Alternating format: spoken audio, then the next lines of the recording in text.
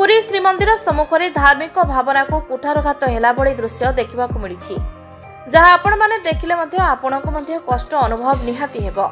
आम परंपरा आम संस्कृतिर जे जगतकर्ता तांको आज अपमान हेबार दृश्य देखा मिली। लक्ष लक्ष भक्तों समागम होता बेले पुरी सिंहद्वार सम्मुखें अनेक भक्त आसी था। सिंहद्वार सम्मुखें विभिन्न रकमर रंग धरी सिंहद्वार सम्मुखें भिन्न भिन्न प्रकार झोटी आंकिबा भिन्न भिन्न फूलर झोटी आंकिबा सह किछि कलाकार महाप्रभुଙ୍କ चित्र मध्य अति सुंदर भाव में आंकी थांती। पुरी श्रीमंदिर सिंहद्वार सम्मुखें किछि दर्शनकारी एही दृश्यर मजा उठाउथिबा समय आउ किछि दर्शनकारी ता उपरे चढ़ी मध्य जाउथिबार दृश्य देखिबाकु मिलिछि। जेउठी आउ जहा पाखकु आसी हाथ जोड़ी प्रार्थना करबा पय आसुचंती ताकू ही एक ही अपमान दृश्य देखिबाकु मिलिछि। जदि एहा प्रति सचेतन होई मंदिर प्रशासन आगभर न देखाए ताहले ओडिया अस्मिता आउ ओडिया परंपरा एवं ओडिया ठाकुरंक सह एक मिलित कुठारघात करबा हेबो बोली अत्युक्ति हेबो नाही।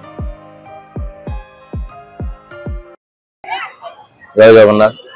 महाप्रभुंर भक्त माने श्रीमंदिर सम्मुखें प्रत्येक दिन प्रायतः रंगोली महाप्रभुंर श्रीमुख आंकुचंती किंतु आंकी देबा परे तार जहाँ अवस्था होउची ताको गोटे सेवक हिसाब रे हमको ठीक लगुनि।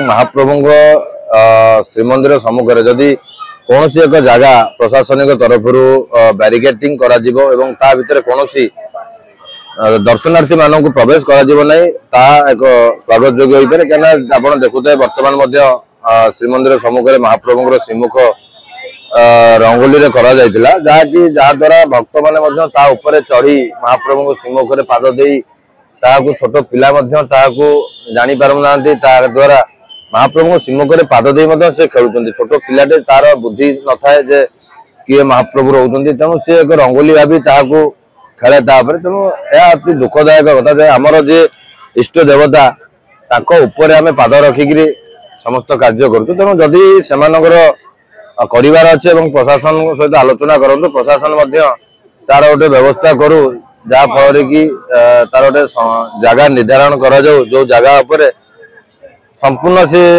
रंगोली रे जहाँ करबा कथा महाप्रभुंर चित्र करंतु किंतु जनसाधारण जगह जदि करा जाए ता अति दुखदायक घटना। आप देखुथे किछि दिन चली वर्तमान श्रीमंदिर सम्मुखें पड़ी तार अवस्था कौ भाया अवस्था सी अच्छी। तेणु महाप्रभुंर जत्न नवा महाप्रभु को सम्मान देवा जेहेतु सी आमर इष्ट देवता एवं सेहीपरि भाव में महाप्रभुंर चित्र मध्य करवा अति खुशी कथा किंतु जेकोसी जगार करी तार अपमानित करवा से गोटे सेवक हिसाब से मु निंदन करूँ। Bureau report Now Odisha.